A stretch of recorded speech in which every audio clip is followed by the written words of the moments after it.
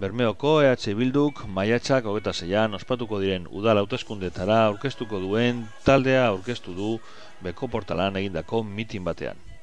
Bitor Asteintza Bermeoko EH Bilduren alkategaiaren esanetan, herritarren parte hartzetik sortutako programa aurrera eramateko aproposak diren perfil ezberdinetako pertsonak osatzen dute talde hau. Danak lanitzeko goguaz. Bakoitza bere ikuspuntu bardinedaku edo ezberdine, bai danok batera biarritzeko prest. Oso ondo prestatutako jentie eta pertsonak.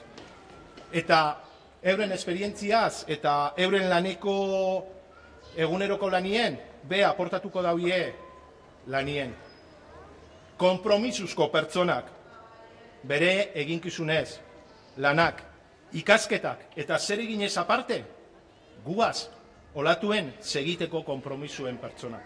Irune Ormaetxea, Asier Larrauri, Nadia Neme, Josu Nanue, Ainhoa Malumbres, Jokin Lapaza, Itxasne San Juan, Iñaki Lausirika, Agurtzane Artetxebarria, Bitor Uriarte, Ainhoa Astui, Asier Astui, Estitxu Palomares, Xavier Bilbao, Nagore Barturen, Jose Muruaga, Sabino Bilbao, Anatere Bengoetxea, Ane Larrinaga, Manez Duo, Dagurne Gaueka.